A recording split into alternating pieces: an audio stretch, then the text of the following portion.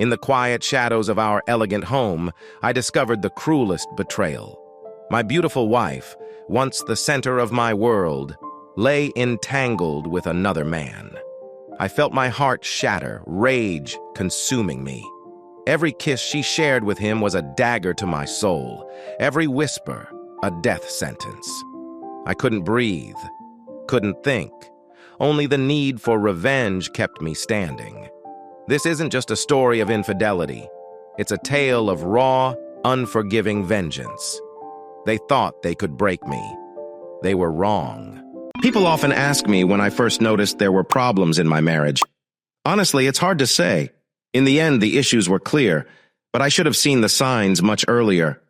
I have learned that love can trick you, hiding problems, especially when they are just old behaviors getting worse over time. These changes happen so slowly that at first you barely notice them. But in the long run, they have a big effect. It's like an eclipse. The light fades slowly until you're in total darkness, not knowing how you got there.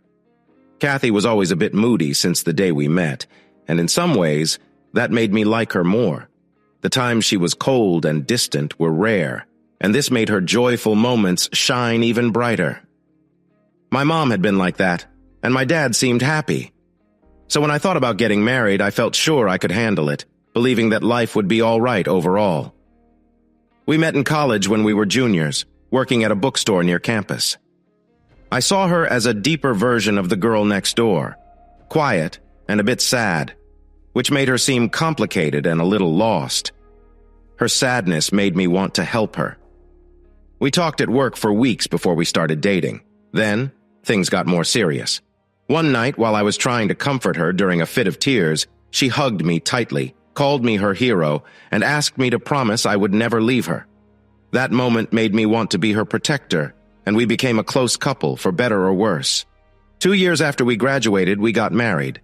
The first 4 years of our marriage were okay. Not perfect, but not bad either. I brought home flowers, and she made nice dinners. She would complain about my sports watching, and I'd make a fuss about her buying too many clothes. We argued. We were close. There were times we were frustrated and times we were really happy. Good times and bad times, but overall we were fine. I felt deep down that we loved each other and that, with time, we would turn from a couple into a family. I believed we could get through anything together. I had been working at an insurance company as an analyst since I graduated, slowly moving up at my job. I was working hard, being dependable, and hoping to build a career and some security. I liked my job overall. It helped pay the bills. Kathy graduated with a business degree and got a job at a big medical clinic. But she found the job boring and not satisfying at all. About 8 months later, she decided to leave her office job. She started working at Richardson's Charities, where she raised money, managed funds, and helped the mostly volunteer workers keep things running well. Kathy enjoyed her new job a lot more, and for a few months, she was happy. She was the cheerful Kathy that helped our marriage, but slowly, her happiness faded. The nights felt colder, and the mornings were dull. I found myself waiting for the happy Kathy to return, but this time she didn't. She began to work later at the charity, saying that the work had grown and she didn't have enough help. I couldn't shake the feeling that she was trying to stay away from home. Kathy lost interest in things she used to love, like going to the movies, watching TV by the fire, dining out, and playing board games. It was clear to me that she was just going through the motions. What used to be fun became chores for her, burdens she had to check off her list. On good nights, she would come home and have a quiet dinner with me, watch some TV, and then move to the couch with her laptop or phone, typing away at texts and emails. On bad nights, she ignored me, moving around the house restlessly, as if she were waiting for something important. On those nights, Kathy hardly ate dinner before shutting herself in our guest room, focused on her messages and keeping me away. Intimacy between us dropped significantly and nearly stopped altogether if I hadn't pushed for it now and then. Before all this, we had a healthy relationship, being close 3 or 4 times a week, and Kathy would often take the lead. Some nights were filled with passion, while others were slow and tender. But that was all gone now. The few times I could get her to come to bed, she seemed distant, as if she were just there without really being present. As the weeks of sadness and apathy dragged on, I felt like I was at the end of my patience. I realized that things might not improve this time, and the joy in our marriage was fading every day. I knew something needed to change before everything fell apart. Then, one night, out of nowhere, something happened. But it wasn't what I had expected or hoped for. On the night of July 4th, I got home early. I wanted to do something nice to make Kathy smile, so I thought I'd cook her a special themed dinner. I made corned beef, cabbage, and green beer. At first, she smiled a little and said a few nice things, but soon we were back to eating in silence. Kathy started her usual fidgeting, which was more noticeable tonight. She picked up her fork to move her food around, but didn't eat anything. She tapped her fingers on the table nervously and cleared her throat a few times, as if she wanted to say something, but the words never came. After dinner, I expected her to pace around and ignore me as usual, but I was surprised when she came and sat next to me on the couch while I watched a movie. After a bit, she cuddled up to me, nuzzled her nose against my neck, and kissed me. Then she whispered softly, asking me to join her in the bedroom. I turned off the TV right away, but when we got to the bedroom, she seemed shy and anxious again. We lay on the bed and kissed, but it felt different. It seemed like she was kissing me because she felt she had to, not because she wanted to. I tried to make the kisses more passionate, but she pushed me away. She stood up and took off her clothes quickly like she was in a hurry. Once she was undressed, she got back on the bed. Without a word, she pulled my face to hers and kissed me hard. I worried we might hurt each other, but her kisses felt automatic, as if she were just going through the motions. I tried to make the moment more tender and romantic, but she wouldn't have it. Instead, she quickly grabbed my shirt and pulled it off, then went straight for my pants. I asked, trying to keep things light, what the rush was. She answered sharply, "What the hell, Tom? Do you want to do this or not? You can't do it with your pants on." I laughed a bit, feeling a little awkward. I raised my hands to show I was with her and started taking off my clothes while she watched impatiently from the bed. Just as I was getting my pants off, she suddenly lunged toward me, asking if I wanted to have sex now. I said yes, and she smiled and crawled onto the bed. As I moved closer, she held up her hand to stop me. "Wait, let's do something different tonight," she said. She reached under the pillow and took out a bottle, playfully holding it up for me to see. She smiled, but there was something cold in her expression as she raised her eyebrows at me. "What?" I asked, hoping I wouldn't have to guess what she wanted. "Just stand and watch, Tom. I know what you want." She lay there in a way that seemed to pull me in, but inside, something felt wrong. Kathy and I had been together for a long time and had tried many things, but we had never thought about what she was showing me now. A warning voice had been speaking in my mind for weeks, even months. Our relationship had changed. Kathy seemed colder and more distant. Now, out of nowhere, she was offering something she had once called disrespectful and not okay. I started to think this might be a test from Kathy, a way to see if I cared enough about her feelings to say no to something that felt tempting. I swallowed hard and managed to say, "Kathy, we don't have to do this. I know how you feel about these things, and I'm happy with how we usually are together. You don't have to." Kathy pulled her hand back but stayed on her knees, looking at me with annoyance. She cut me off sharply. "What's wrong, Tom? Do you think I don't want this? Come on!" "I know how you feel about this. I don't want to disrespect you," I stammered. "We don't have to do this." Her expression turned darker, her face flushed with anger as she nearly yelled at me. "Are you joking, Tom? What kind of man are you? Most guys would be excited about this." "It's just that, stop being so sensitive, Tom. Just shut up and be with me." Inside, I felt a mix of wanting to try what she asked and the feeling that I should not participate. I took a few slow steps toward Kathy but stopped. Kathy's patience wore thin, and she yelled at me again. "What's the holdup, Tom? Do you need a written invitation? Let me make it clear." She lifted herself a bit and pointed insistently. "Get over here. Do it with me now." With that last loud command, any doubt I had disappeared, pushed aside by her strong words and my own desire. I took the remaining steps to her, and what followed was intense and wild. After some time, I noticed that she was crying. I gently pulled on her shoulder to make her look at me, but she wouldn't move. I raised my voice slightly to try to reach her. "Kathy, I'm sorry if I was too rough, and I don't know what I did to make you so angry, but we need to talk. If we want to make this work, you have to communicate with me."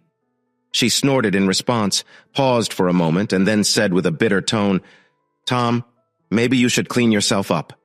Go take a shower and leave me alone." I felt really tired and didn't have the energy to keep trying.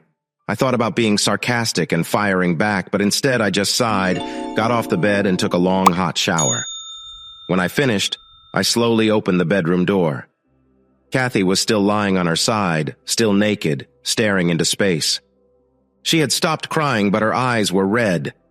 I wanted to talk to her again, but I remembered the strange moments we had shared. The anger and blame she felt towards me made me decide not to say anything. I quietly closed the door and worried about our future together. This would be the last time we were close. I wasn't shocked that this weird moment was yet another sign that our marriage was becoming colder and more distant. Something needed to change. I suggested couples therapy, mentioned if she should change her meds, and even thought about taking a long vacation, either together or apart. But all my ideas were met with uninterested grunts or annoyed eye rolls. I started to consider something I never thought I would. I looked online for tips on saving a marriage, searched the phone book for lawyers, and checked for apartments near my work. But I couldn't bring myself to take that step. I've always been stubborn, and when I wanted something, I'd go to great lengths to get it. My marriage mattered to me, and I didn't feel right about giving up just yet. I wanted to keep trying until I was sure there was no hope left. I was looking for any chance to get back on the right path with my wife. So when Kathy invited me to a party, I eagerly accepted. About a week before the event, during another quiet dinner, Kathy shared the invitation. She spoke softly, breaking the uncomfortable silence as she explained about the party.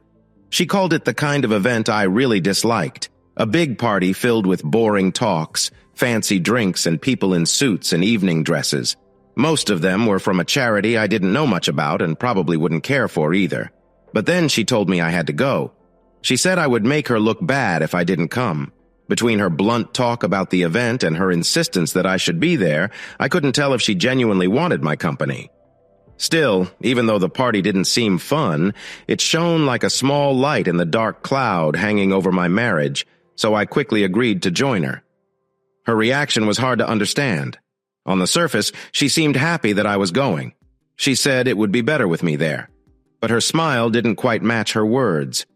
There was something about her look that hinted at frustration and maybe a bit of anger. I felt confused by the mixed signals.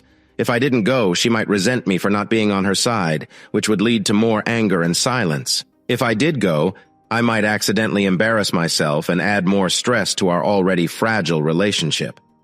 But I knew our marriage was struggling, and I felt like I should try hard to make things better. So, even when she described the party in a more negative way, I tried to act interested. I started asking her questions about the event, like what I should wear, who would be there, and what I should talk about when mingling. I even bought a new sports jacket for the night and surprised Kathy with a lovely new necklace and a bottle of her favorite perfume. The party was on a Friday, so I came home from work early to get ready, which was another surprise since I usually ran late to parties.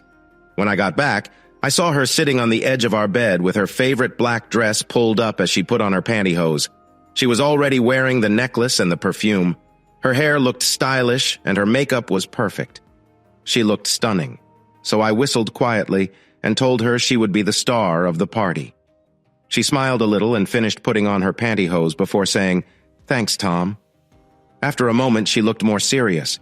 Her forehead frowned as she thought for a second, then said, "You know, maybe we should take both cars tonight, just in case you want to leave early." I felt annoyed that Kathy was still trying to get me to back out of the party. My voice probably sounded a bit whiny. "Kathy, don't you want me to go? You keep saying how I won't enjoy it. Now you're saying I should leave early? Are you ashamed of me? Or is there something about this party that you don't want me to see?" She quickly waved her hands at me and cut in. "Come on, Tom. You've never liked events like this. I was just trying to help you skip it easily. If you want to go, fine. I just don't want to listen to you complain or leave early. That's all." The ride to the party was very quiet. At first, we talked a bit. Kathy told me about the big house the Richardsons lived in and mentioned the charities they were part of and who might be there. But there was this tension between us that stopped any real conversation. After a few minutes, we both fell silent, listening to the radio while I drove and Kathy stared out the window. The Richardsons' mansion was on the edge of town, in a nice area where the houses were far apart. The driveway was very long, almost a quarter mile. When we finally got to the entrance, a valet took the car while we headed inside. Kathy had been there a couple of times before and began to show me around and introduce me to people from the charity. The mansion was very fancy, with marble floors and dark wood windows dressed in beautiful silk curtains. The furniture was made of rich mahogany and soft brown leather. Art filled the place. There were colorful paintings on almost every wall, and statues made of marble and granite stood proudly in the corners. All the tables were covered with gorgeous glass vases. In some ways, it felt more like a museum than a home. I tried my best to make a good impression and chatted friendly with everyone I met. Most of the charity folks seemed nice and honest, just as out of place as I was. But the executives from Richardson's Industries were different. They wore fancy clothes, with the men in tuxedos and the women in stunning, very expensive dresses. They moved and spoke with a confidence that showed they were in charge here. After a while, Kathy walked over to chat with some friends from her work, and I ended up talking about beer with a couple of guys from the office. One of them said he had seen a big basketball game on a huge TV in a lounge area. We all decided to go watch the last part of the game. About an hour later, I headed back to the main party. I saw Kathy talking with 3 or 4 couples from her work. They were holding drinks and chatting, probably about their recent trip to Europe. The women were leading the conversation, while the men seemed very focused on Kathy. I couldn't blame them. Her black dress showed off her slim figure and long legs. In the soft light, her olive skin and dark hair gave her a beautiful, exotic look that I found hard to resist. I started to move toward them through the crowd when I noticed an important-looking man, around 45 years old, in a bright white tuxedo. He had slicked back hair and a deep tan. He walked confidently into the group, and suddenly everyone stopped talking to listen to him. I felt like I recognized him, and soon I realized this was Craig Richardson himself. Wanting to avoid a long chat with the business leaders, I took a seat at the bar on the edge of the room and watched the group. I wanted to wait until they broke up a bit before going back to Kathy. Like everyone else, she was watching Mr. Richardson with admiration, and I noticed he was paying a lot of attention to her as well. Before long, he was mostly talking to Kathy, sometimes touching her shoulder or arm and leaning in to hear her replies. A band started playing music, and when some couples began to dance, he took her out to dance for a few songs. I wasn't too happy about Kathy dancing with another man, especially without asking me first. But I didn't want to cause any trouble, especially around her boss. So I stayed at my bar stool, waiting for the right moment to step in, feeling annoyed as I sipped my drink. I guess I was staring at them pretty intensely, looking a bit upset. Then, a stunning woman in her early 30s sat down next to me. She had thick strawberry blonde hair, smooth skin that looked almost translucent, and a soft, curvy figure that moved gracefully. She smiled at me shyly and nodded toward the dance floor where Kathy was dancing. "Your wife is beautiful," she said. At first, I wasn't sure if she was talking to me or if she meant Kathy. I couldn't think clearly to answer right away. Finally, I said something silly. "Your wife," she said, pointing again to the dance floor. "She's beautiful. I can't blame my husband for wanting to dance with her. I hope that doesn't bother you too much." She smiled at me kindly, but it seemed a little sad, too. I suddenly realized that the lovely woman talking to me was Craig Richardson's wife. My face turned red, and I started to stumble over my words. "Oh, it's okay. I don't mind, really. I'm just watching them dance for a while. I'm not a great dancer, so I—" She laughed softly at my awkwardness. It was a sweet laugh that made me feel at ease. "It's okay, Tom, right?" "Yes. How did you know?" "Oh, Kathy and I work together at the charity a lot. She's mentioned you. I saw you both come in together earlier tonight." She smiled again and tilted her head, waiting for me to speak, but I felt a bit shy. I didn't say anything. My mouth opened and closed, and I couldn't find the words. "Well, anyway," she said, holding out her hand, "my name is Danielle Richardson. It's nice to meet you, Tom." I shook her hand and finally found my voice. "It's nice to meet you, too. You have a wonderful home." She looked pleased with my compliment, and we chatted for a bit about the house, the art, and her work at the charity. She noticed I seemed a bit uneasy at the party, so she suggested I could play pool in the billiard room later to pass the time. Soon the dance floor was empty because the band stopped playing. Danielle pointed to my wife. "Looks like she's free now. I guess you'll want to get back to her. I should go talk to the other guests." I nodded and told her I enjoyed our chat. I started to make my way to Kathy, carefully moving through the guests, the waiters, and the decorations. When I reached Kathy, I put my arm around her and gave her a little squeeze. She asked where I had been, and I told her I met a few people, including Danielle, and that I watched some of a basketball game. I could tell she'd been drinking, and she said something sarcastic about the party being a good place to watch sports. It was clear she was a little upset with me, but I ignored that and tried to make small talk with her and her friends, the Richardsons. After a bit, it was obvious I didn't fit in, so I whispered to Kathy that I was going to look around some more. She nodded and I wandered off. I ended up in the billiard room with some guys I had met earlier that evening. We turned the room into a party that we liked. We rolled up our sleeves, munched on pretzels, and drank beer while watching sports on TV and playing pool. I had been there for a little over an hour when Danielle Richardson came in. She looked a bit nervous and called my name softly. I walked over to her, and she leaned in to whisper in my ear, "Tom, maybe you should get Kathy. She's had a lot to drink, and I think you should take her home now." We both felt awkward that she had to tell me this, and I nodded, saying, "Okay." She led me back to the main party, where she pointed out a loud group sitting on 2 couches. There was Kathy, sitting on Craig Richardson's lap like it was normal. Her arm was around his neck and she was laughing loudly at a joke. Her hair was messy and her dress looked a bit wrinkled. I whispered a curse to myself and turned to Danielle, who tried to comfort me. She said it was just the drinks making Kathy act like that. "Honestly, if you get her home and to bed, it will be fine," she said with a smile as I headed toward the couches. I tapped Kathy on the shoulder to get her attention and told her quietly that it was time to go. But she responded loudly, slurring her words, making it clear she didn't want to leave. I held my ground and insisted. I thought there might be a scene until Craig, looking a little embarrassed, encouraged her to go with me. Reluctantly, she stood up, swaying a lot, and awkwardly adjusted her dress before grabbing her purse. I helped her walk to the car, trying to keep her steady as she stumbled. Once we were in the car, she started shouting at me, saying I was ruining her fun by leaving early. She angrily reminded me that she wanted to take 2 cars for a reason. I told her there was no way she could drive home safely, no matter how many cars we took. I went on to criticize her drunken behavior and how she was acting too friendly with Craig. We argued all the way home.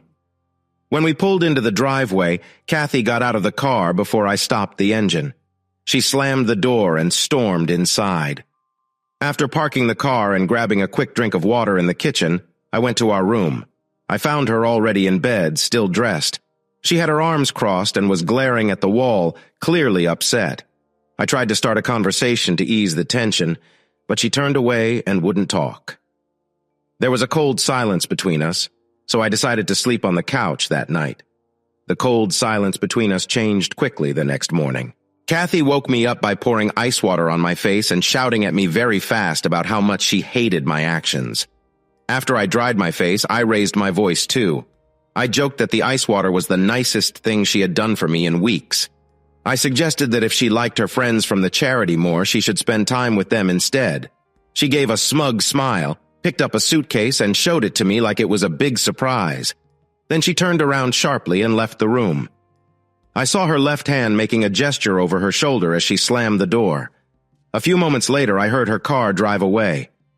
I was alone in our home, left by the woman I used to love and who now filled me with anger. I started to think about how far a person should go before ending a marriage. I wasn't sure about the answer, but I knew I had tried hard enough.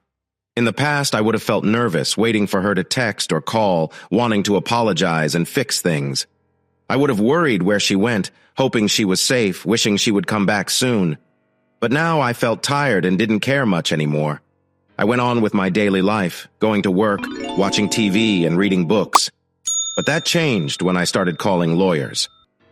5 days later, I found myself sitting in a family law office, waiting for my turn to talk to a paralegal. Then I got 2 emails from Kathy. The first one was short and cold. It said simply, "I'm back. We need to talk." Meet me tonight at home after work." I couldn't help but laugh. It seemed arrogant of her to ask to meet and discuss our problems after she had ignored my attempts to talk for weeks before our big fight. The second email was a mistake. It seemed she accidentally copied my email address when she sent the first message. This one was warm and sweet, meant for someone else called Chicago Man. It talked about a nice evening they had together at a fancy restaurant and a really intimate moment they shared. She signed it Love, Kathy. Reading that made me feel two things. First, I felt embarrassed. I felt foolish for caring about a woman and a marriage that clearly meant little to her.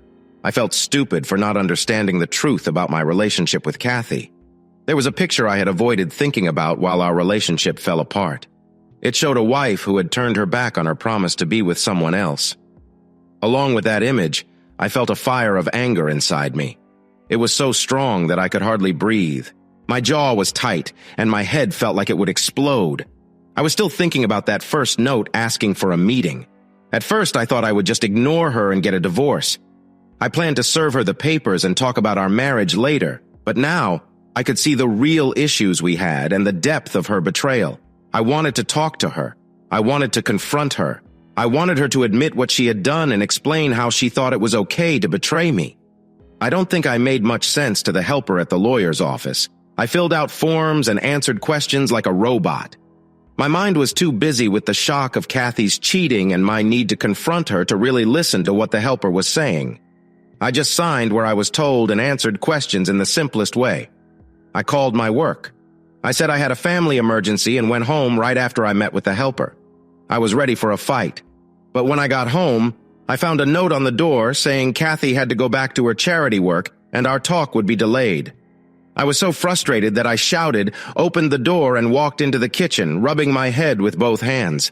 I started mumbling to myself as I paced back and forth between the kitchen and the living room. I stopped when I saw that Kathy left her laptop open on the dining room table. I knew that laptop held clues that could prove my fears right and answer my questions. I wanted those answers, not just out of curiosity, but because I wanted to use that information to get back at both my wife and the wealthy businessman I was sure she was seeing. Without thinking, I grabbed the laptop, jumped into my car, and drove to Ted Moore, an old friend from college. Ted was just an average guy, nothing special about his looks or clothes, but he had a unique skill. Like a true techie, he could hack into computers easily. Everyone knows a person like Ted. Someone who understands computers like most people understand their friends, and knows how to coax out secrets from even the most stubborn machines. In college, he got good at breaking into almost any computer system, whether it was at school, work, or someone's personal computer. He did this all the time to gather information, find answers to tests, play pranks, or just for the fun of it. His talent eventually paid off, and he got a job in IT security at a local bank. But I knew he still hacked for fun on the side, so I thought Ted could probably find anything bad that Kathy had on her computer. I called him while I was driving, and he sounded like he had just woken up. He was surprised to hear from me. But when I said I needed help and hinted it was about getting into a computer, he was much more interested and asked me to come over. Ted lived alone in an apartment that looked a bit like a messy laundry room, filled with dirty clothes, leftover fast food, and some empty beer bottles. Yep, just like the classic single guy's messy place. He had me sit at his kitchen table and offered me a beer, which I said no to. He got one for himself and plopped down in the chair across from me. He took a drink and asked what was wrong. At first, I spoke vaguely, but then I shared more details about what was going on in my marriage and what I suspected. Ted listened closely, nodding or frowning at the right times, showing that he understood what I was going through. When I finished, he thought for a moment before pointing at the laptop and saying, "So, you want me to break into her laptop and find out the dirty details? Is that right?" I nodded. "Yeah, pretty much, that's it. And if I find really bad stuff, what then? It seems like you and Kathy are done either way. Why dig into it if it won't change things?" I shrugged. "I just want to know what she's doing. I doubt she'll ever tell me the truth. Also, if she's with the guy I think she is, then maybe I can use what I find to make things tough for him." Ted nodded, understanding my point. "Okay, fair enough." He turned the laptop around and opened it up with one smooth move. "This might take a while, so you should make yourself comfortable." I nodded and started to sit on his couch covered in clothes, thinking about watching TV or taking a nap. But Ted stopped me with one more question. Hey, just for fun, do you happen to know any of Kathy's passwords? I said, well, she used Skinny Girl 97 before, but I really don't think... What happened when you tried to get into her email with that? He asked, tapping on the keyboard. I didn't try. I figured I wouldn't be able to find anything myself. Yeah, well, this might have saved you a trip here, he said as he turned the laptop toward me. Take a look. I moved back to the table and saw that he had opened her email account. I bet she deleted all the bad stuff, I said, not feeling too sure of myself. I felt a bit foolish as I sat back at the kitchen table. But look a bit closer. There are a lot of deleted emails between her and this guy from Chicago, he said. I sat down again and looked at the computer. Kathy's inbox was open, showing around 30 emails. At least 20 were messages to and from the guy in Chicago. Wow, I said, shrugging my shoulders in surprise and embarrassment that I had missed this before. I took a deep breath, pulled the computer closer, and started to read. It quickly became clear that the man from Chicago was actually Craig Richardson, and that the affair had been happening for at least 3 or 4 months, mostly happening during the day when she said she was working at the charity. The messages included everything from quick notes of thanks to plans for more afternoons together. Some emails described their recent meetings in a very open way. I was mentioned now and then, but only briefly, as if I was a subject to avoid while they made plans for their next meeting. Danielle Richardson was hardly mentioned at all. By the time I finished reading, the anger that had faded over the past hours came rushing back. I bit my lip until it bled, and my fists opened and closed tightly, my throat burning with rage. I couldn't forget the image of her sitting in Richardson's lap, thinking she was making him uncomfortable while they showed off their affair right in front of me. That, along with how she had treated me lately, really angered me. The way she had given herself to him so easily and acted like our relationship didn't matter felt like a slap in the face. I felt that any wish to end our relationship quietly was gone. I wasn't sure what I would do next, but I wanted both Richardson and my wife to feel my anger, and I wanted them to feel it deeply. Ted gave me a small smile and spoke as if he could read my mind. You know, Tom, thinking back to how you've gotten back at people who have wronged you, I'd guess you're not going to let this go easily, right? I nodded my head, feeling the anger rise. Well, I don't know what you plan to do, but if it turns out to be fun, count me in, okay? I gave a bitter smile back. Okay, Verge, okay. I sat there for a few more minutes, staring blankly at the table. I tapped my fingers while I fumed and thought. I realized that I was not getting any clever ideas for revenge right now, so I stood up and grabbed the laptop. Are you leaving now? I asked. Yep. Do you know what you'll do? Not yet. Can I use the laptop a bit longer? Maybe I'll find something useful, my friend Ted said. I thought about how upset Kathy might be if she knew I took her laptop, but I didn't care much. Yeah, go ahead. Look for pictures, videos, anything that might embarrass that jerk Richardson. Ted smiled and nodded. When I got home, Kathy was waiting for me. She got off work from the charity earlier than she thought. I found her in the living room, and it was clear she was very angry about her missing laptop. With her hands on her hips and her face flushed, she glared at me. Her voice was sharp. "Where is my computer?" she snapped. I ignored her and walked past her as calmly as I could. I plopped down on the couch and put my feet on the coffee table. I knew this would annoy Kathy. I didn't look back, but I could hear the surprise in her voice as she followed me. "Tom, did you hear me? Where is my computer?" On my way home, I thought about keeping quiet about knowing her secret. I wanted to wait until I had a solid plan before I confronted her, but I knew I wouldn't be able to wait long enough for that. So, when faced with Kathy's anger, I decided to face it head on. I figured I should be completely honest to get things started, partly to shock her, and partly because I was ready to argue. I turned on the TV, not looking at her, and said flatly, "I took your computer to Ted's. He's looking through it right now to find out all the dirt on your cheating." She was silent for a moment. I couldn't help but glance back at her. Her teeth were clenched, her eyebrows raised, and now her face was bright red. I thought she might be surprised or feel guilty, maybe even apologize. But instead, she only showed pure anger. After taking a few deep breaths, which I could hear, Kathy started shouting back at me, her voice full of rage. My cheating? Is that your excuse? You think you can search through my things just because you think I'm with another man? You're out of your mind! I quickly raised my hand to stop her, trying to match the volume of her voice.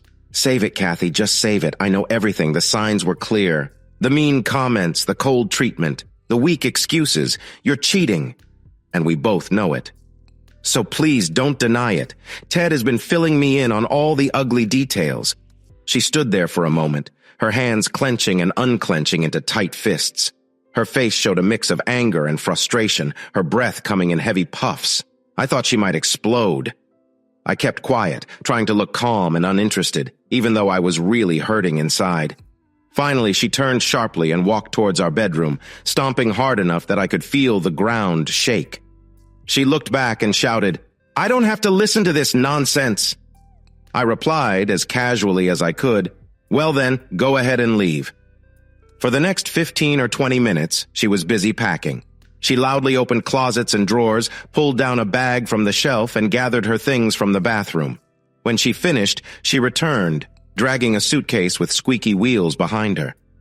She paused in the living room, taking a few deep breaths while I gave her a look that I hoped showed I wasn't bothered, maybe even a bit bored. "I'm sorry, Tom," she said. "I thought we could talk, but your attitude is terrible. I need my laptop for work, so I want it back in 24 hours. Just leave it on the dining room table. I'm going to stay with some friends. Don't try to follow me." Her voice was steady but dramatic, especially the last part as she turned to leave. I decided to make one last comment. "Make sure to tell Craig Richardson thank you for letting you stay. I bet you'll save money rooming with him." This made her stop and turn slowly, giving me a suspicious glare. "What do you mean by that?" "Wait," I laughed. "You can't really think I haven't figured out that you've been seeing Craig Richardson. Come on, Kathy, you haven't been careful about it, and I'm not as clueless as you think I am." "So that's your plan? To mess things up for Craig Richardson?" she shot back, still looking at me with disdain. "I don't know. Maybe I won't do anything. Maybe I'll show up and cause some trouble. Maybe I'll make a big scene. Right now, I'm just thinking about how his wife and his charities will react if there's a messy divorce linked to him and a married woman." Her look turned into one of deep dislike, and her voice was filled with angry disgust. "You wouldn't dare try anything like that. You aren't brave enough to face someone like Richardson. You'll just sit here on the couch, and when I'm gone, you'll cry yourself to sleep. Honestly, you're so sad. Craig is a real man, Tom. He has done great things. You're just a boy who is struggling to find his place in a world that doesn't care about you at all. You couldn't hurt him or change his life any more than a tiny bug could change yours. Good luck with that." She spat out those words one by one, showing how much she looked down on me. My heart raced as she shouted, and I had to fight the urge to jump up and hit her for being so rude. In the end, I managed to smile back at her without showing my anger. I copied the gesture she had made to me a week before and gave her the middle finger as she walked away. After the front door slammed shut, I sat on the edge of the couch, rocking back and forth with a mix of pure anger and sadness as I thought about our latest and probably last fight as a married couple. Along with the anger, I felt a little disappointed and surprised. Kathy was proud, so I didn't expect her to beg for my forgiveness. But I thought she might feel a bit embarrassed, or at least show some sign that she cared. What confused me even more were her last words, almost teasing me, saying that I had given up on fighting for our marriage and that I wasn't man enough to stand up to Craig. While I didn't see myself as someone who lost control easily, I was used to standing up for myself, a habit I learned from my father. He always told me to make sure anyone who upset me knew they were wrong. Sometimes my strong reactions to even small insults had caused problems between Kathy and me. Anyone who really knew me, especially Kathy, understood that I wasn't afraid of a fight. I couldn't tell if this was the only way she thought to insult me, or if she just wasn't thinking straight. She had to know I wouldn't back down easily, and a challenge like that would only make me want to stand up for myself even more. I started to think that maybe she wanted me to follow her to see her with another man, to show me how easily she had replaced me. I pondered this for a long hour, trying to convince myself to stay calm and let her go. I knew I shouldn't act in a way that could get me into trouble. In the end, my need for conflict took over, and I decided to confront the couple. I thought I might scare them a little. Maybe I'd even get some pictures or information that could help me out. I wanted something to make them both uncomfortable. About an hour later, I drove up to Craig Richardson's large house. I looked for Kathy's car and finally saw it parked near the garage. I considered sneaking around to the back of the house to peek through some windows, but I chose to be direct. I walked up the long driveway and knocked loudly on the big front door. I expected someone who worked there to answer, but instead a woman's voice called out before the door opened. It was Danielle Richardson. She was barefoot, wearing a sundress with her hair in thick braids. Her face was marked with tear streaks, making her look upset. "Oh, Tom, what can I do for you?" she sniffled, rubbing her red nose and eyes. "I'm looking for Kathy. Is she here?" I didn't want to take my anger out on her, so I tried to stay calm, but my voice came out sharp. Danielle shook her head. "No, she's not here." Her face fell, and then she suddenly started crying. "I'm sorry. I'm trying to hold it together, but it's just too much." I stepped closer, put my hand gently on her shoulder, and asked softly what was going on. "Oh, I think you know," she said. "Kathy and Craig are having an affair." She nodded, unable to say more for a moment. I realized that Kathy's actions hurt both me and Danielle. My anger surged again. I felt that Kathy and Craig needed to face some consequences for their betrayal. Danielle had been looking down, quietly sobbing, but when she looked up, I met her gaze and asked more firmly than I meant, "Where are they?"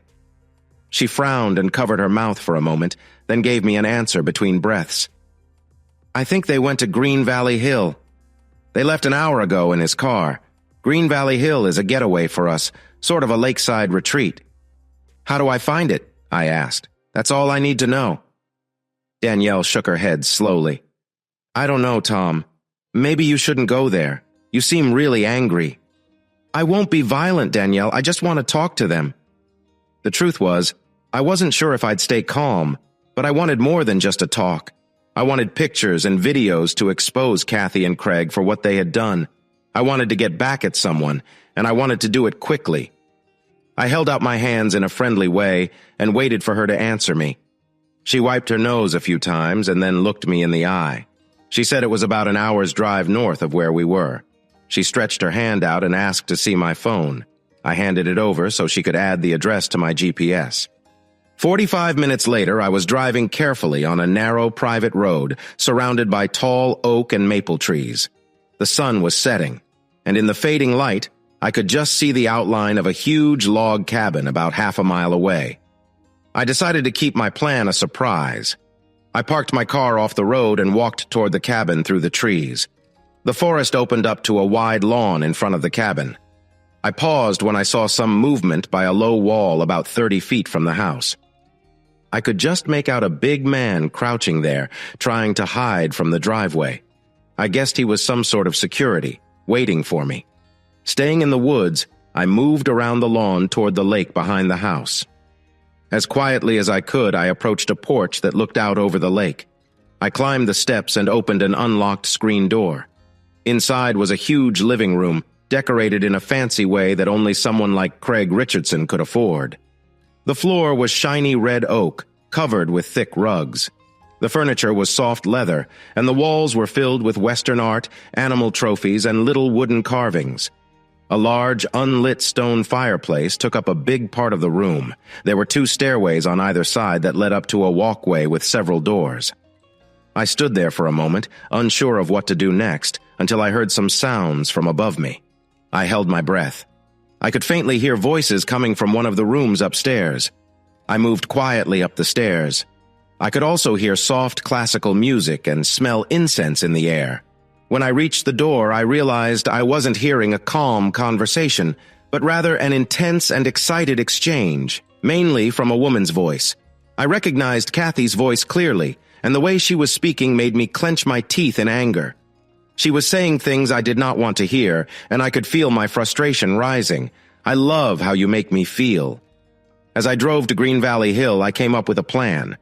I wanted to secretly record my wife with Richardson and share the video online to embarrass them both. But when I stood outside their door, listening to my wife's betrayal as she pleaded with him, I lost my desire to be quiet or careful. I took my phone out, turned on the video, opened the door, and rushed into the room. What I saw was so shocking that it took me a moment to understand. Kathy was there, dressed in jeans and a sweater, looking surprised. She put her phone to her ear and said, "He's here now. No, he's in the room right now." While she talked, I could hear the sounds of passion coming from speakers next to a big bed. The bed was messy, with sheets all over the place, and in the middle lay Craig Richardson. He was on top of the sheets, still, wearing just white boxer shorts. His face looked pale, and a deep, dark wound was on his chest. I moved closer to Craig, almost in disbelief.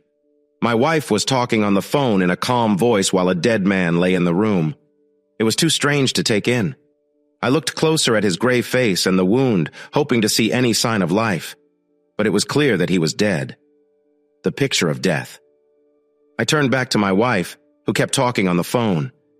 She looked at me without reacting, shaking her head as if she was upset by what was happening. I looked back and forth, feeling frozen. I rubbed my hands through my hair, trying to understand what was going on and wanting to do something. I snapped out of my confusion when I heard loud footsteps coming up the stairs. I turned to see a big, pale man with a shaved head. It had to be the security guard I had seen earlier. He barged into the room, holding a revolver in his left hand and a stun gun in his right. When he walked into the room, he looked at Kathy first and didn't notice me right away. She nodded at me, and then he turned my way, and we locked eyes. He rushed over to me. Suddenly, he lifted his hand and shot the stun gun. I ducked just in time, and the wires shot out and hit the wooden beam next to the bed with a loud noise. I jumped away from the bed and hurried to the nearest window. I broke it with a small piece of a statue and jumped through, cutting my jacket and pants, scraping my arms and tearing my left leg on the glass as I fell onto the roof of a garage below. I glanced back at the window and saw him with his shaved head looking at me. I knew he had a gun, so I rolled off the garage roof before he could shoot. I landed on the ground with a thud and a grunt. Gathering myself, I ran toward the woods and headed for my car. My leg throbbed and my lungs felt like they were on fire as I ran faster than I had in years. When I reached my car, I felt dizzy and tired. My hands shook as I struggled to get the key in the ignition. I looked at the rearview mirror and saw lights coming down the driveway. I pressed the gas pedal hard and lost control a bit as I sped through the woods until I reached the main road. I had no clue what to do or where to go. I drove without a plan for about an hour, staying clear of the small towns near the lake and trying not to stay in one place for long. My leg hurt a lot, and I had a terrible headache. I couldn't think clearly, lost in a thick fog of worry. My panic wasn't helping me at all. Calling the police seemed like the right thing to do, but I was confused and didn't know how they would respond. Out of fear, I started driving back home, but remembered that would be the first place he would look for me. I decided I needed to go somewhere safe, somewhere unexpected. So I began to head toward the one person I thought I could trust. It was almost 10 o'clock when I stood outside Ted's apartment, nervous as I knocked on his door. He opened it looking annoyed, but then his expression changed to surprise and concern when he saw me. With a bloody leg and torn clothes, I babbled about guns, cheating wives, and a rich dead man. Ted quickly pulled me inside, cleared off his messy couch, tossing clothes and pizza boxes to the floor. He told me to lie down, take off my pants, and be quiet for a few minutes. He quickly went into the bathroom and came back with a brown bottle. He opened it and poured the liquid over my leg, where I had a cut. The pain hit me hard, sharp and strong. I pulled my leg away and yelled at Ted, "What is that? What are you doing?" Ted looked a bit annoyed. He shrugged and said, "It's peroxide. The cut looks bad and we need to clean it. We can use this or some vodka from the kitchen." I thought the peroxide was a better choice. I grunted to agree, but then took the bottle from him and poured it over my leg. Ted went to the kitchen and returned with a clean towel and some duct tape. I looked at him, confused. He said simply, "Bandage," and knelt by my leg. He folded the towel and pressed it against my cut, then taped it to my leg with the duct tape. "That should hold for now. Put your pants back on before I get too weirded out. I'll grab you something to drink." I struggled to pull my pants back on, and Ted came back with 2 beers. He handed one to me and sat down on the couch next to me. We sat quietly for a few minutes, drinking our beers and looking at the mess on the floor. Finally, Ted cleared his throat and said, "Can you tell me what happened without sounding crazy?" I forced a smile and tried to explain as clearly as I could about the strange night I had. He listened carefully. His face changed from curious to worried to almost not believing me as I told him about my experience at Green Valley Hill. When I finished, he shook his head and asked, "Did you call the police?" "No," I replied. "Why not?" he asked. "You walked in on a murder. You really should get the police involved for your safety." "I need some time to think," I said. The way they were waiting for me there, Kathy on the phone, the bald guy shooting at me, it felt like a trap. If she was seeing Craig Richardson, why would they want him dead and set me up? It doesn't make sense. I need to find out what's going on. Ted looked at me, clearly thinking about how to respond. "Are you sure she was having an affair with Richardson?" he asked. "Yes," I said, surprised he even asked. "You saw the emails and how she acted at the party. She even admitted it when she left, called me names, and said she was going to him. How much more proof do I need?" Ted spoke calmly, trying to keep the mood steady. From where I was sitting, it looked like she made it easy for you to think she was with Richardson. Honestly, knowing your past, the way she teased you today seemed like the perfect way to make you chase her. I took a deep breath and closed my eyes, trying to focus despite a headache growing in my head. Maybe, Ted, maybe she is with someone else. Maybe that guy with the shaved head. I didn't even know if I was in a game or who I was up against. If you are right, we have to find out all over again who she is with. Tom, can I ask you something? He wiped his mouth with the back of his hand as I opened my hands, signaling him to continue. Did you and Kathy do any other strange things together? His question caught me off guard, and I didn't see how it mattered. What does that have to do with what's happening now? Just humor me. Did you ever play any games? Like what, Ted? I mean, we tried a few things, like most couples do, but nothing I would call strange. You know about amateur videos, right? Couples who make films of themselves and share them online? Sure, but no, we don't do that. What is this about? Ted rubbed his hands together and then, hesitantly, went to the kitchen table. He took Kathy's computer and set it on a box in front of the couch. He typed something quickly and then turned the screen to me. Here, watch this video while I use the bathroom. Let me know what you think when I'm back. Ted left the room without looking back and shut the bathroom door loudly, making it clear that I was alone. I started the video, and within moments, I felt a sick feeling in my stomach. I had seen adult content before, but I never expected to see my wife in it, and I certainly never thought I would see myself. I couldn't believe that the night she suggested we film ourselves, this was what she meant. I watched in horror as she got ready. I barely lasted a few minutes before the pain and embarrassment became too much. I shut it off, squeezing my eyes shut, hoping to erase the image. After a while, Ted came back and sat quietly by the computer. I could hardly look him in the eyes. "Let me explain," he said. "Oh God, this is so strange. You didn't know you were being filmed?" "No. At the time, I wasn't even sure if it was a trick to see if I would be loyal to her. It felt so out of character for her to ask. The thought that she planned to film it made my head hurt even more, like the pressure would push my eyes out. I closed my eyes tight and pressed my hands against my face. I spoke slowly to Ted, trying to share my thoughts in the dark. "Why is this happening tonight?" I asked. "Maybe it doesn't matter, but we need to find out who is behind this. Someone got Kathy wrapped up in this mess, and that doesn't add up. She planned all of this on her own, right?" I nodded, agreeing with him as he went on. "So, about that video. It was part of an email conversation between Kathy and a man who kept asking her if she had done what he wanted. It sounded like he was pushing her to do it. The video showed something that seemed to show she went through with what he wanted. I wondered if he was just checking how far she would go for him. Why would a guy want her to be with her husband like that? It just doesn't make sense. None of this makes sense, I said. Well, maybe it doesn't have to make sense right now, but at least we have a place to start searching for answers, Ted replied. He turned to his computer and began typing quickly. Wait a second. I will find an email and read it in less than a minute. I saw him lift his eyebrows as he found something. Here it is. Listen to this, he said, and began reading the email in a serious tone. Kathy, you know me enough to understand that if you don't listen to me, I will end things between us. If I can't trust you with something simple, how can I trust you with my love? You need to show me that you can handle what we plan together. I'm taking a big risk for us. You also need to see what kind of man your husband truly is. He looked at me, trying to read my expression, which was clearly one of confusion and disgust. I weakly nodded. Then Kathy replied, saying she completed what he wanted and that she understood and was ready to do anything asked of her. I still felt lost and asked Ted if he had any idea who was controlling Kathy. He leaned back in his chair and said, "Some guy named Danny. Do you know a man by that name who might want Richardson gone?" His question hit me hard, and suddenly I pictured a beautiful woman with perfect skin crying as she told me where her husband would meet his end. "Yeah, I do," I said, realizing what this could mean. Only Danny wasn't just checking emails.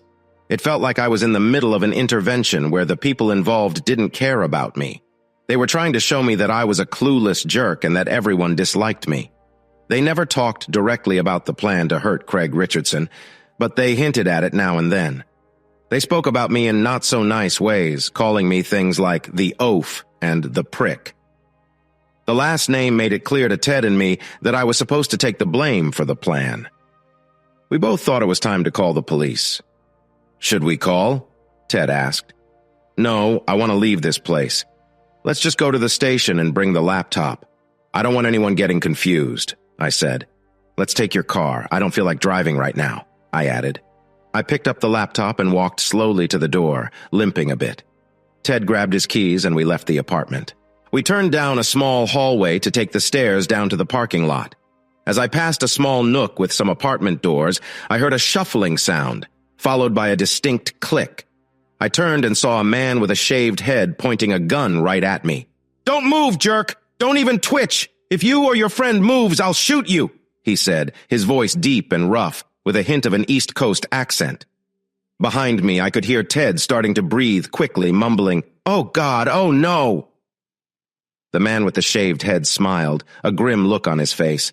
"Now I want you to slowly bend down and put that laptop on the ground. Slide it to me." There was no point in refusing him, so I did what he said, moving as slowly and carefully as I could.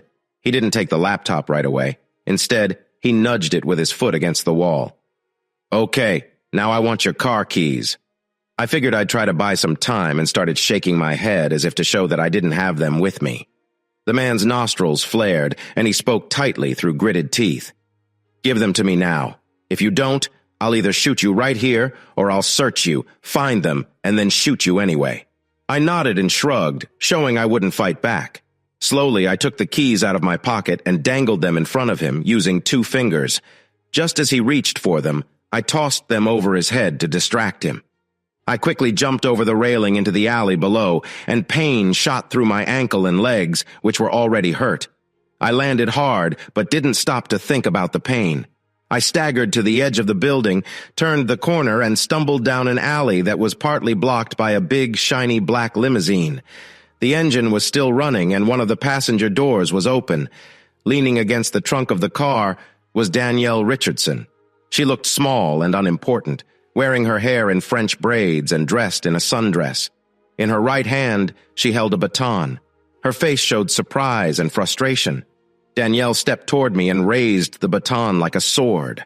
I kept moving, thinking that even with my hurt ankle and aching thigh, she couldn't really stop me. But I was wrong. She jabbed the baton into my right shoulder, and I noticed 2 sharp points on the end. Then, a strong electric shock hit me, stopping me in my tracks. I fell to my knees as she pressed the baton against me. I couldn't hold myself up anymore and collapsed on the ground. The shock continued, and I curled into a ball, unable to move or breathe well. Then she spoke. Her voice was cold and hard, very different from the soft woman I had met at the party or the sad wife I had seen the night before. "Stay down or I'll shock you until you can't think straight," she warned. She called out to a man with a shaved head, and he shouted back something I couldn't understand. A few minutes later, he returned with Ted. His hands were tied with zip ties, and clothesline was wrapped around his body, with one piece acting like a leash. Danielle pointed at me while keeping the baton close to my chest. The shaved head nodded and took out more zip ties and clothesline from a bag. He tied my wrists, making sure I was tied up just like Ted, while I felt panic growing in me. "What now?" I heard a soft, unsure voice behind me. I turned around awkwardly and saw Kathy standing in the dim light of a flickering street lamp. She looked like a dark shape, and it was hard to see her clearly. But I noticed she had a stun baton like Danielle's in her left hand and a handgun in her right. Kathy wouldn't look at me. She focused only on Danielle. It was clear to me that our love was gone, but the thought that she was involved in something dangerous made me feel cold inside. I called her name quietly, trying to catch her eye, but she aimed the gun at me and told me to be quiet. Then she ordered me to stand up. I struggled to get to my feet, moving like I was drunk. Trevor, with a shaved head, turned to Kathy and tossed her the keys. "Did you find my car?" he asked. "Yeah, it's over there," she replied, pointing toward the parking lot. Trevor grunted in response. "Okay, let's go," he said, nudging Ted and me toward the car. We took a few steps when Danielle told him to stop. With a hint of anger, she said the original plans were changed because we had seen her. She suggested that we all get in the limo for the first part of the ride, and that Kathy could drive my car to the meeting spot. Trevor looked confused, but Danielle stepped closer and whispered something to him about keeping me away from Kathy as much as possible. He nodded, and then turned to Kathy. "You know the place?" "Yeah, sure," she said, sounding unsure and a bit disappointed. "Okay, then. Take his car and we'll meet you there." She nodded, turned, and quickly walked toward my car while Trevor guided Ted and me into the back seat of the limo. The limo was big and had soft leather seats facing each other across a carpeted space. Soft lights lit up the inside of the car. Danielle sat in the seat facing us, holding the stun baton and the gun Trevor had. She pointed the gun at us and firmly told us to sit still and be quiet. Trevor sat in the driver's seat, glanced back at us to check that everything was fine, and smoothly drove out of the alley onto the main road. We were heading north, likely toward either the mansion or Green Valley Hill. The lights from the street and the limo flickered through the windows like a strobe light. I tried to read the other people in the car. Trevor looked nervous. His hands gripped the steering wheel tightly, and he let out long breaths as if he was holding it in. Ted looked very scared, glancing around nervously. He was sweating and too frightened to talk. I wondered if I looked as scared as he did. Danielle seemed very confident and almost bored. She watched us with a smirk, casually pointing the gun in our direction and checking her watch every few minutes. The fear and uncertainty built a tense energy in me. It felt like my heart might burst. I was confused, but my mind was shouting for me to do something. My life felt like it was hanging by a thread, and I was just sitting there as time slipped away. Thinking I had nothing to lose, I decided to speak up, trying to bluff at first to rattle Danielle a little. I tried to sound confident, but I could hear my voice shaking. "You know, I've called the police. They know what's going on. There's no way what you're trying to do will work." She squinted at me with anger, and I thought she might tell me to be quiet. But then her face changed to a smirk, and she let out a laugh that sounded mean. "I don't think so, Tom. It's pretty clear over the last few months that you aren't very smart. So let me point out a few things that should be obvious by now. Your phone is cloned, and we have a tracker on your car, so we know you haven't called anyone. And we know where you've been all night. You might have used Ted's phone, but I doubt it, or you wouldn't be looking so pale. What's the line from that song? A whiter shade of pale." She stretched slowly and pretended to yawn, acting bored. "In any case, we have to pretend that the police know nothing. We can't just let you leave, can we? You might run off with all that money my late husband would have left to me. I don't think so, Tom. The truth is, the police will find a terrible crime, and you will be blamed for it. But it will be hard for you to defend yourself because you'll be dead, too. The jealous husband finds his wife with the rich businessman. He shoots the lover and then turns the gun on himself." She shook her head as if she felt sorry for me. Such a sad story, but it's a common one, really. I must have looked confused as I tried to understand what she just said. I began to speak without thinking. "Well, I think your story has many problems. I don't own a gun, so the police will question that. And what kind of person invites a friend over for a murder-suicide? Or shoots the lover but doesn't harm the wife? No one will believe this." She groaned in fake frustration, cutting me off. "Oh God, you are really clueless, aren't you? I probably shouldn't tell you this, but what the heck, Tom? What the heck?" She leaned in like she was sharing a secret and smiled. "First off, I think it's a pretty good story, especially since you'll be using the gun you bought at a gun show just days after half the people at that party saw your wife all over my husband. They watched you drag her out by the arm while she was screaming. I didn't buy a gun. She laughed again. Well, your credit card statement says different. The records from the gun show will also show that you bought a 38. This. 38 right here. She pointed at the weapon with her stun baton. She let that sink in and then gestured to Ted with the baton. Now, we didn't plan for your friend here to tag along, so he's going to have some trouble somewhere else in town. Most likely something like a drug overdose. I think no one will notice he's missing for a few days. There might be a few clues here and there, but I believe the police will figure it all out. I've set things up in a way that all the details should connect easily. I took a deep breath, trying to find a flaw in her story. Come on, they will notice. Do you really think they won't see that your husband was dead for 5 or 6 hours before me? Those times can get tricky if the bodies aren't found right away. After a few days, Kathy will tell them. She waited a few days before she called them. You haven't thought this through. The police aren't that foolish. Danielle looked at me blankly, shaking her head as if I was not seeing something simple. For a moment, we were silent, but then Tom suddenly spoke up. His voice was tired. Tom, they're going to kill her too. They will find 3 bodies, all dead from the same gun. I instantly understood what he was saying. I looked at Danielle with even more dislike and blurted out, My God, you're terrible! Danielle seemed to throw away any act of being nice. She tilted her head, looked me straight in the eye, and smiled slyly. So why do you care? She shouldn't matter to you now, and honestly, she doesn't mean much to me either. She's just a tool for me, like everyone else. I use her and then get rid of her when she's not needed. I had met people like her in school and at work, but I had never encountered anyone who was so open about their dislike for others. I opened my mouth to reply, but I realized I couldn't say anything that would change Danielle's mind about her plan. So I turned to the bald guy instead. So, Trevor, if Danny uses everyone as a tool to get what she wants, what's your role in that? He glanced into the rearview mirror and bluntly said, Shut the hell up. Danielle laughed and leaned forward. Trevor and I go way back. We've been together since I was 14. He's the one person who matters to me. Without him, I wouldn't have made it through the dullness of high school with all the annoying boys and simple-minded girls. He's the only person I need, so talk all you want, but your attempts to stir trouble between us are just sad. Remember your place. You're just another tool, and you have been for months. She still sounded sure of herself, but I sensed a hint of worry when I questioned Trevor about how much he could trust her. So I decided to push a little more. How can Trevor trust you? You probably say the same things about anyone you don't like when they're close. I bet Kathy thinks you two are real partners or something. Trevor looked in the mirror again and mumbled under his breath, but Danielle tapped his shoulder without looking away from me. You know, Tom, you're really annoying. I'm carrying a gun, and you tried to get under my skin. Well, so what? I'm going to die before the night ends anyway, right? What does it matter if I die here now or in a few hours?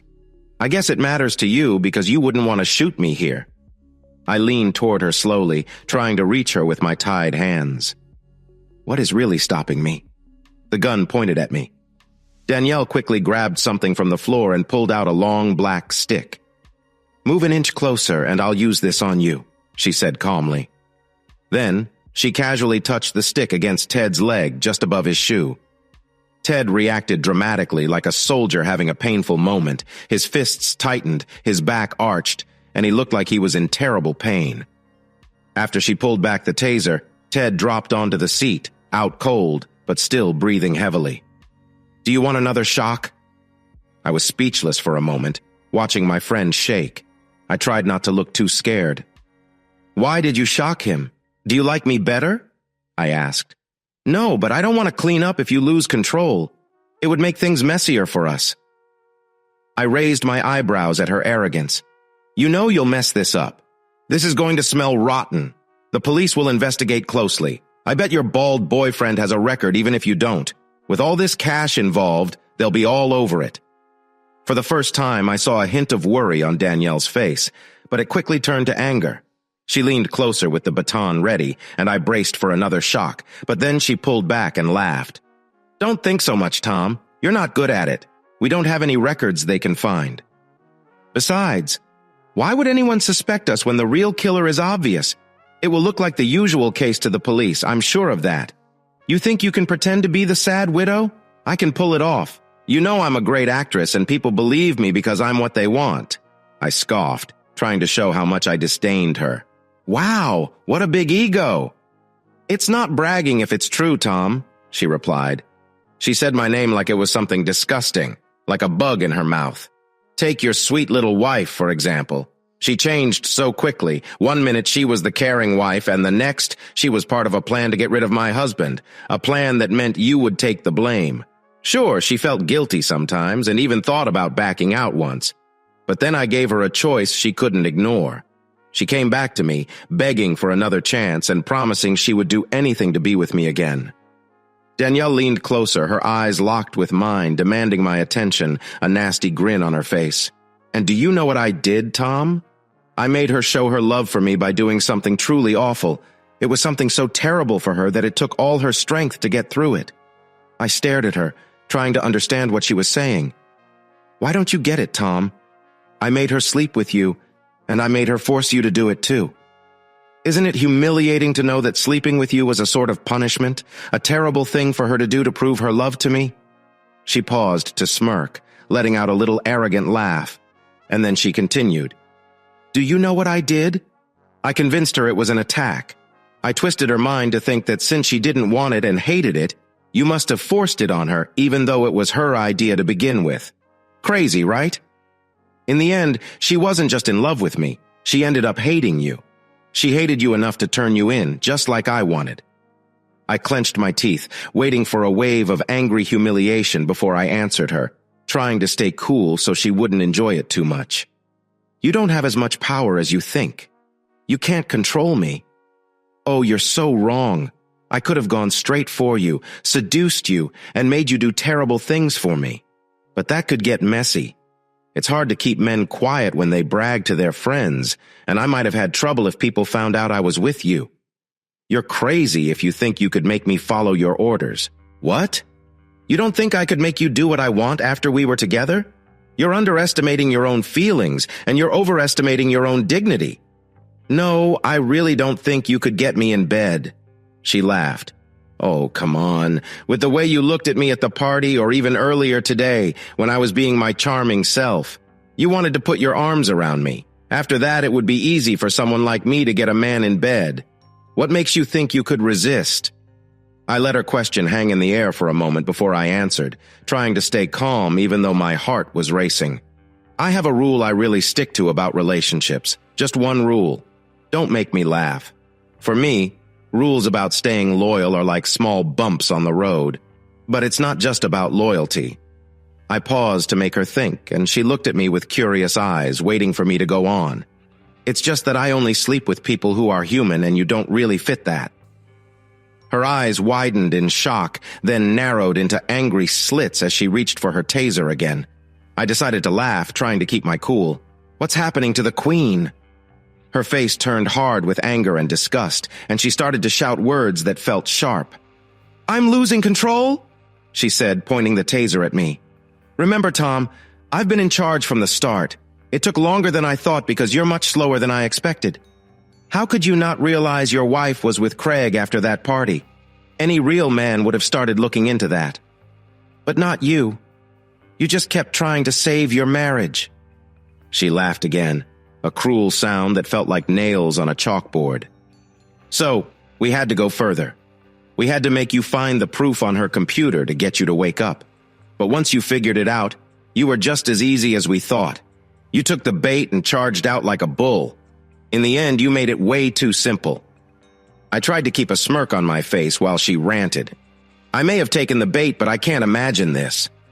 I pointed at the car and Ted saying, This isn't how it was supposed to go. You dragged us at gunpoint back to the scene of the crime after Mr. Clean here let me escape through the window? This was your plan? Plans change, but the ending will be the same. She turned away from me, showing that our talk was done. A few minutes later, we turned off onto a side road for half a mile and stopped between some dumpsters and trash in a back alley next to a worn-out strip mall. We waited quietly, clearly waiting for Kathy. Ted and I looked around nervously while Danielle kept her gun pointed at us, whispering a few things to the bald man. Finally, Kathy pulled up in my car, parked behind the limo, and jumped out, almost tripping as she hurried toward us. Trevor, who had a shaved head, waited for Danielle to reach the limo. Then, he got out of the driver's seat and opened the back door to help her out. He took her gun from her and kept looking at us the whole time. Trevor started pushing us toward our car. Kathy stood next to Danielle, nervously shifting from one foot to the other. She kept mostly looking at Danielle, but would sometimes glance over at Ted and me. I didn't recognize Kathy anymore. I didn't understand her thoughts or feelings at all. But it seemed clear she didn't understand Danielle and her plans either. I hoped that if I could get Kathy to see the truth, things might start to change. I tried to catch her eye, but it was too dark. So I called out to her. I yelled that she was making a mistake, that she was being tricked. Immediately, Trevor pressed a taser against my neck and warned me to stop talking.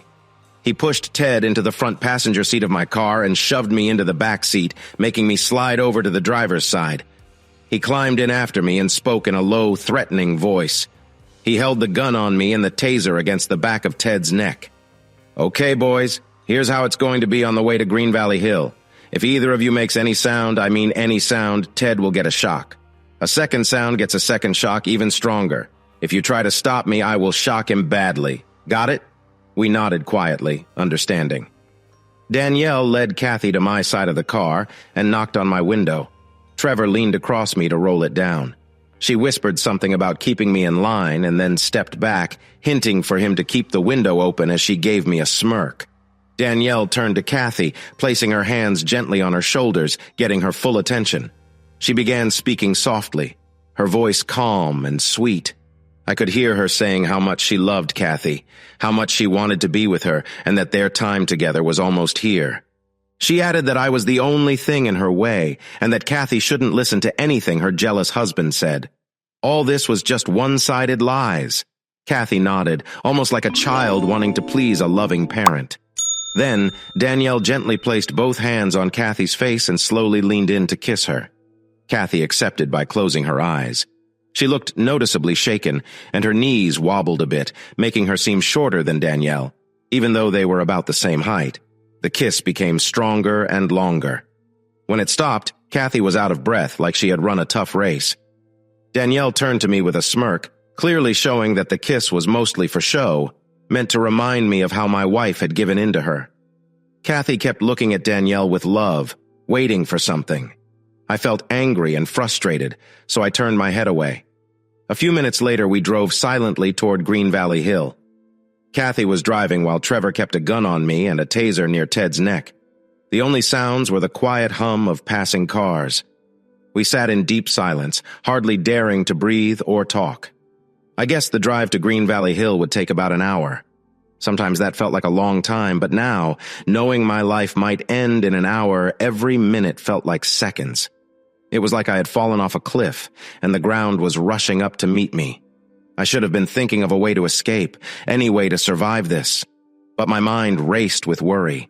I thought about my parents and how they would react if they heard I was gone. My mom would probably blame my dad. He had always pushed me to be strong and confront people. I thought about my friends.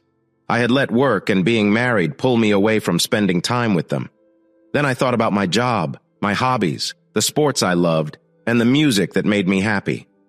I became sad thinking about Kathy, shaking my head in disbelief at how much she had changed. As we got closer to Green Valley Hill, I realized I had to do something. Following Danielle's plan meant death, so anything was better than just giving up. As we drove in, I focused on reaching out to Kathy, even if it meant facing a shock from Trevor. Kathy parked the car behind some bushes next to the woods I had gone through the night before.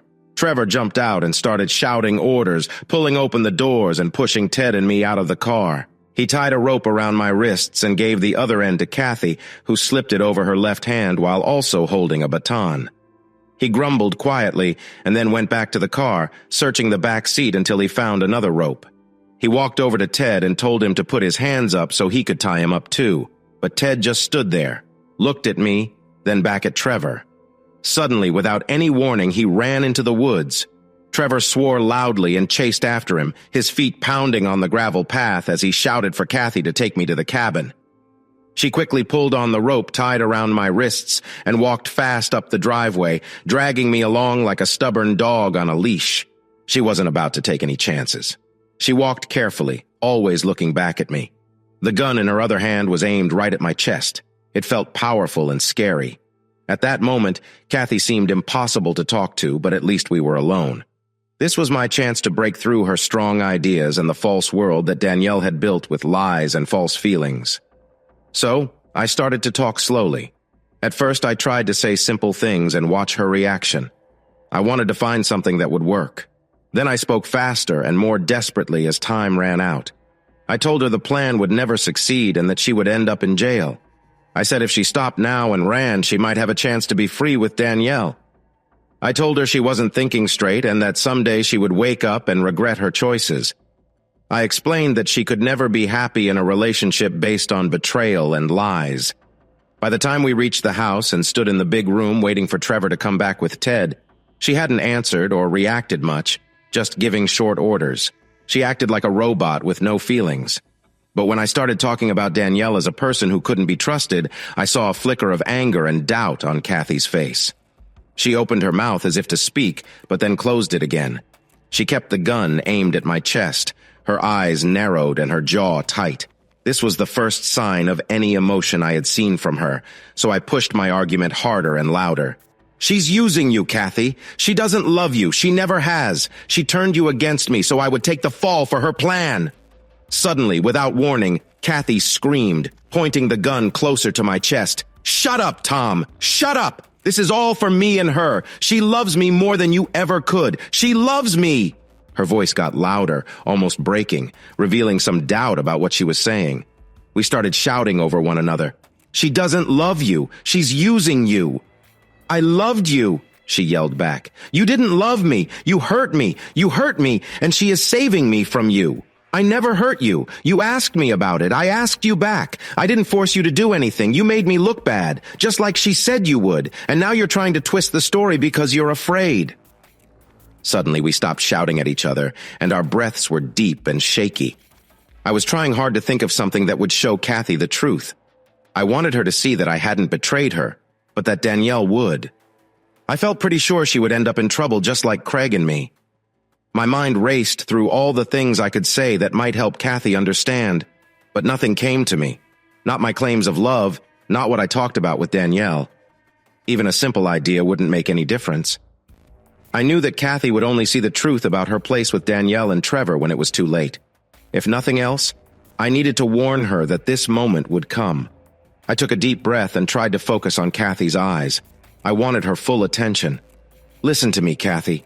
You and Danielle were making me look like Richardson's killer, but she was also making me look like your killer. The police won't find 2 bodies. They'll find 3. They'll find me with Richardson. Okay, the husband and the lover, but they'll also find—" "Shut up, Tom. Don't say anything else. Think, Kathy. Why do you have to be in the room? Why not Danielle? Do you really think Trevor can't handle this alone? If Danielle really cared about you, wouldn't she keep you safe? There's only one good reason for you to be there, and it's not to help Trevor." Kathy shook her head angrily, but I could see some worry on her face. I could see doubt start to form.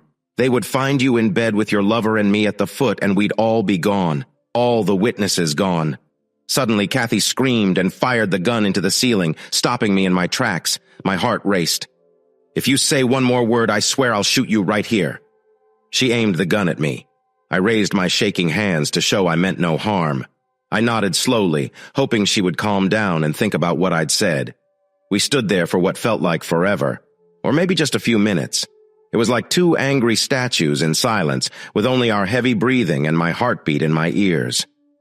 The quiet moment was broken when the front door slammed open and Trevor stormed in, complaining loudly about the trouble Ted had brought. He stopped in the middle of the room, legs apart. He held his gun in his right hand and rubbed his bald head. He looked around the room for a moment before fixing his gaze on Kathy. "Did I hear a gunshot?" Kathy took a deep breath and answered with some hesitation. "I had to fire a warning shot into the ceiling." Trevor frowned, looking up at the ceiling high above us. "Well, it doesn't look like it did any damage, so I doubt anyone will notice," he said. He nodded toward the bedroom upstairs. "Take him to the bedroom. I'll be there in a minute." Kathy nodded and gave the rope a fierce tug as she headed for the stairs. As we moved toward the bedroom, I tried one last time to make her think twice. I whispered softly as we climbed. "Kathy, listen to me. When he gets you in the bedroom, he's going to make you pose for the scene. He might want you on the bed to make it look like something bad happened with Richardson. But first, he'll tell you to get rid of your gun. No matter what, don't put your gun down. Just hold on to it." She turned to glare at me, so angry that she shook the gun near my face as a warning. She didn't need to say anything. Her look made me stop talking. As I stepped into the bedroom again, I felt a wave of sickness. Craig Richardson's body was still there, a bit paler than before, but otherwise unchanged.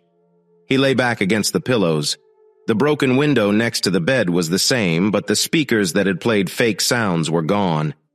Kathy pointed to a chair by the bed and ordered me to sit while she tied one end of the rope to a bedpost. Again we waited, the tension in me so tight I thought I might burst. It got worse when I heard Trevor's footsteps coming up the stairs. Just like earlier, Trevor with his shaved head burst into the room and took a quick look around. He checked the bed and glanced at me. I watched him, noticing how he was sizing up the room, trying to plan how to make his next move. I clenched my teeth and whispered just loud enough for Kathy to hear. "Remember what I told you, Kathy? Don't put down your gun." Kathy was now focused on Trevor, her face changing from anger to worry. After a moment, Trevor rubbed his head and pointed the gun at Kathy. "Okay, I think we should do it this way. You sit on the bed next to Craig and get ready. I'm going to hold the gun to his head, and when I shoot, some blood will get on you. It'll look more real that way." Kathy suddenly took a sharp breath, but she didn't say anything. She stood still, looking at Trevor. Her forehead wrinkled, and she bit her lip while she thought. Trevor looked back at her and quickly repeated his orders. "Come on, Kathy. Move and put the gun down." But Kathy just stood there, her body slightly shaking like a tree in the wind, seeming unable to move her feet. A little tremor began around her lips and chin. Trevor yelled at her again, but when she still didn't move, he studied her closely. He noticed her worried look, the slow shake of her head, and her sudden lack of action. His face showed worry and fear. Without warning, he pointed the gun at Kathy and fired. In that moment, I understood two important things. First, it wasn't just luck or skills that helped me escape the stun gun Trevor had fired at me the night before. Even with Kathy standing just 15 feet away, the bullets flew over her shoulder and hit the wall behind her. Trevor was just a bad shot. The second realization was that Kathy was not a bad shot. She quickly raised her gun and fired twice, hitting Trevor right in the chest. He fell to the floor with a loud crash. She stared at him for a moment, still shaking her head in disbelief. Her mouth opened and closed, trying to say something, but no words came out. Then she dropped her gun and collapsed to the floor beside it. "Oh, God!" she cried. My memories of the rest of that day all jumbled together, like a dream. At some point, Ted appeared at the door, his hands still tied. The rope was dragging a piece of something he had managed to break free from. He walked in carefully, looking scared, but then his face changed to relief when he saw who was dead and who was alive. He sat down on the floor and looked at me like I had really gotten us into some trouble. Before the police arrived, Ted and I managed to free ourselves from the ropes and ties. We sat quietly in the living room downstairs. One officer stayed with us to take our statements, while several others went upstairs to where the shooting had happened to talk to Kathy. Later, I heard that when they got there, she was still lying on the floor, crying and talking softly to herself. I remember being put into a police car and taken to a hospital with Ted. We both got checked out and then were sent home. I can still picture taking a taxi back. That night I couldn't sleep at all in what used to be our bed. The trial became a big deal, full of wild stories and gossip. With murder, money, and trouble in love, the news couldn't resist. Everyone connected to the case was interviewed and talked about. At first I was seen as a cold and mean husband, but later the stories changed. They started to show me as a confused man who didn't understand his troubled wife. I couldn't argue with that. The court chose to hold separate trials for the women involved. When Kathy's lawyers decided to say that Danielle was in charge, They made it sound like Kathy was just a lost person who couldn't say no to her lover. I wasn't sure that was true, as I had a different view of Kathy during our marriage. But as the trial went on, I realized I didn't know as much about my wife as I thought. Some parts of what her lawyers claimed seemed to be based on reality. The facts the prosecutors showed weren't new to me. They laid out how Danielle, Kathy, and Trevor worked together to kill Craig Richardson and frame me for it. They wanted to make it look like I was dead for the crime. Even most of the defense witnesses told a similar story. They agreed that Danielle was the leader of the plan, which included killing Richardson, and that Kathy acted in self-defense.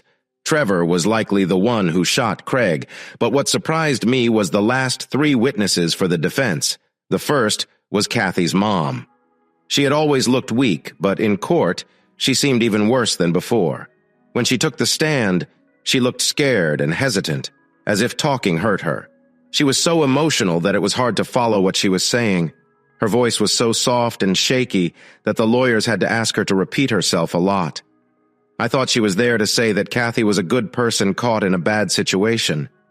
But it turned out her words were crucial in showing that Kathy was actually a troubled victim, not just someone working with others in the crime. She talked a lot about Kathy's childhood. Some things I already knew, like Kathy had some past struggles with sadness, self-harm, and difficulty with rules. But then she mentioned a part of Kathy's life that shocked me. I had never heard of this before, and I felt a husband should know about it. She explained that when Kathy was in high school, she had an affair, but it wasn't just that. She had also been taken advantage of by an older woman who was her English teacher. This teacher was 35 years old, and Kathy looked up to her and loved her deeply. This relationship lasted for at least a year. During that time, Kathy felt like she had to do everything this woman wanted. However, there wasn't strong proof of anything wrong, and Kathy refused to speak against her teacher. The teacher lost her job but did not go to jail. Meanwhile, Kathy had a very hard time and fell into a deep sadness.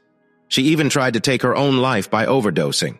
Kathy went to the hospital and then spent several years in therapy. But she started to feel better in college, especially after she met me. She even stopped going to see her counselors. At the end of her speech, Kathy's mom cried as she shared her hope that this painful part of Kathy's life was firmly in the past. After Kathy got engaged, she admitted that they had worked hard to keep my knowledge of her past struggles to a minimum. The next person to speak was the defense's psychiatrist. She looked very neat and proper, like a librarian with her glasses and her hair neatly tied up. She sat very straight and kept her hands in her lap. Even when asked difficult questions, she answered in a calm, flat voice, almost like she didn't care much about the trial. She talked about how Kathy had met another woman named Danielle at work. Danielle was very good at controlling people and quickly saw that she could manipulate Kathy. They started as friends, but soon Danielle made Kathy feel she had to impress her. At first, it was about doing good work. Then it was about spending time together, and eventually, Kathy did things for Danielle that went too far. Kathy started changing her eating habits, her clothes, and her behavior to please Danielle. It didn't take long before Kathy would do almost anything Danielle asked. According to the psychologist, Kathy was repeating the same patterns she had with her high school teacher, but this time with a much stronger woman. The psychiatrist explained that Kathy really didn't want to be part of the big betrayal. She didn't want to help with the planned killing and framing of her husband. But by convincing Kathy that what happened on the 4th of July was actually wrong, the psychiatrist managed to make Kathy feel that her husband wasn't worth saving. Eventually, Kathy gave in to this idea. The psychiatrist also said that Kathy was living in a false belief. This made it hard for her to disagree with what Danielle said. She couldn't even say no. The last person to speak was Kathy. She looked tired and worn out, just like her mother. On the stand, Kathy had trouble staying calm and often needed to take breaks to gather herself. Kathy told the same story that her mother and psychiatrist had shared, and she seemed like a person needing sympathy.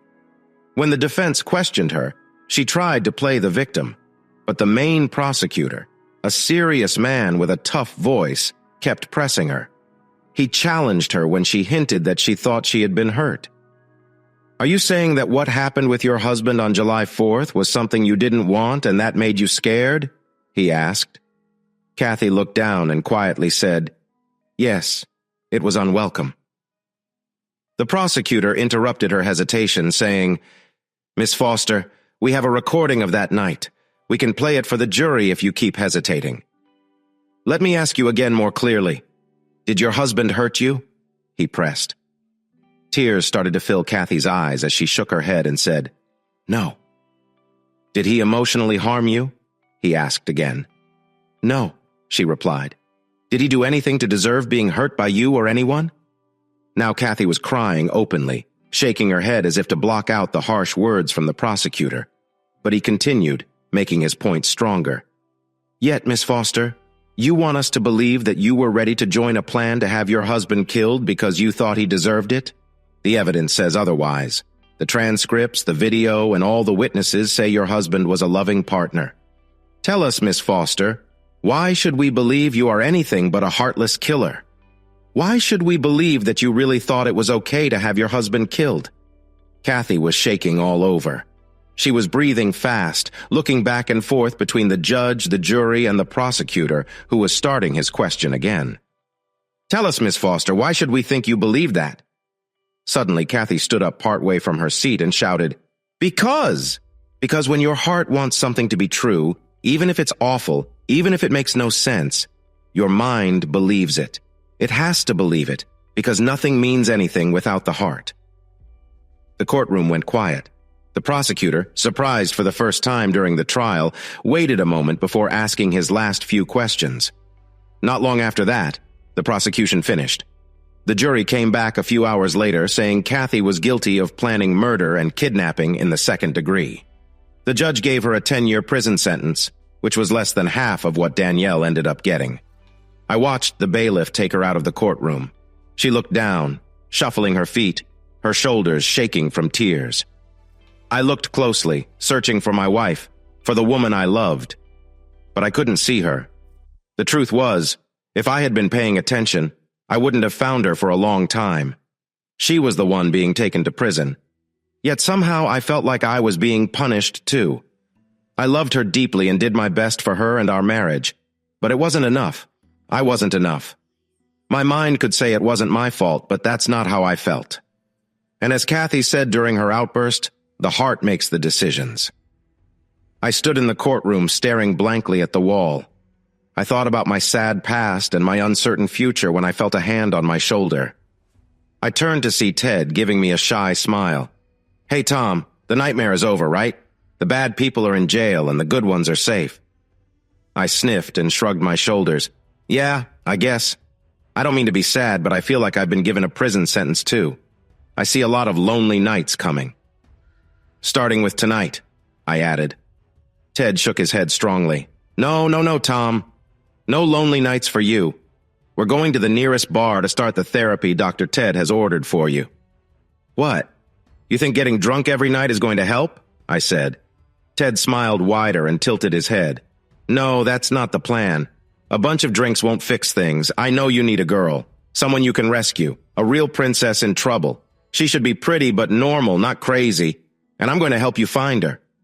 He patted me on the shoulders and raised his eyebrows in a silly way, looking for me to agree with him. I couldn't help but laugh. It was my first real laugh in months, and I realized he was probably right. The only way to forget the bad memories I had with Kathy was to make new ones with someone else. I understood it in my mind, but more importantly, I felt it in my heart. I nodded to Ted, gave him a light slap on the shoulder, and followed him out of the courtroom. A few months later, my divorce was finished. The best part was that I had nothing to worry about. The judge knew everything and did not feel sorry for Kathy.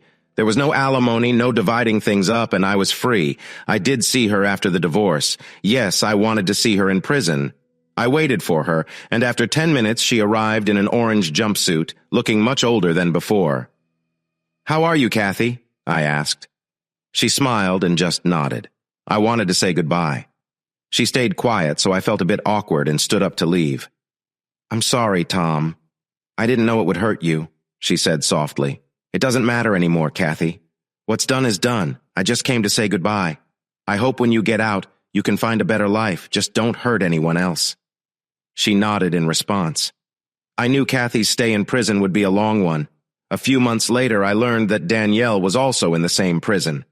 Kathy somehow got close to Danielle and hurt her badly. The guards found Kathy sitting next to her, smiling. After that, Kathy was moved to a mental hospital. The doctor called me to help her get better. They thought my last visit helped her, but I didn't want to go back. I had a new life now. It had been 3 years, and I had a family. I am married to a wonderful woman, and we have a lovely 1-year-old boy and 2 friendly German shepherds. As they say, life is good. Hey listeners, if you enjoyed watching this video and want to stay updated with our latest content, don't forget to hit that subscribe button and turn on notifications. You won't want to miss out on what's coming next. Thanks for watching, and see you in the next video with Queen Cheating Tales.